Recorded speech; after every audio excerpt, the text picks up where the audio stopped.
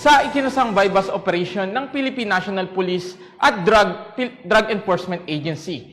Nakumpiska mula sa drug suspect ang mahigit 100,000 pisong halaga ng shabu sa Cotabato City.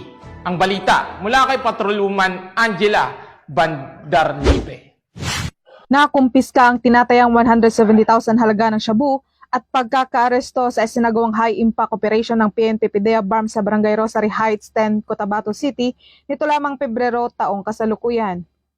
Kinilala ang mga suspect na si alias Warren, 34 anyos, alias Salma, 34 anyos, alias Joe, 35 anyos, alias Bunny, 61 anyos at isang drug den maintainer na residente ng naturang lugar. Ayon sa ulat, bandang alas 10:45 ng gabi, naging matagumpay ang pagkakaaresto sa mga suspect sa ikinasang high-impact operation ng mga otoridad ng Police Station 2 Cotabato City Police Office, PNP Maritime at Philippine Drug Enforcement Agency BARM. Nakumpiska mula sa mga ito ang 58 na heat-sealed transparent sachet na pinaghihinalaang shabu na may timbang na 25 gramo at tinatayang nagkakahalagang 170,000 pesos by bus money, isang identification card, 2 pouch wallet, 3 lighter at 2 gunting.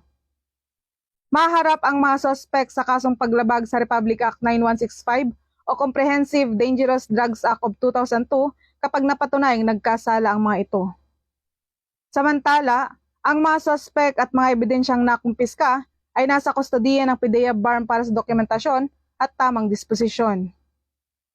Ang matagumpay na operasyon na ito ay patunay sa pagpapaigting ng pambansang pulisya alinsunod sa kampanya ng pamahalaan at pagsulong sa buhay ingatan, Droga'y Ayawan Bida program upang mapanatili ang kaayusan at kapayapaan tungo sa maunlad na bansa.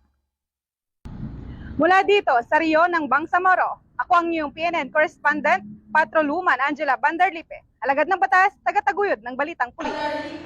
Maraming salamat sa ating ka-PNN.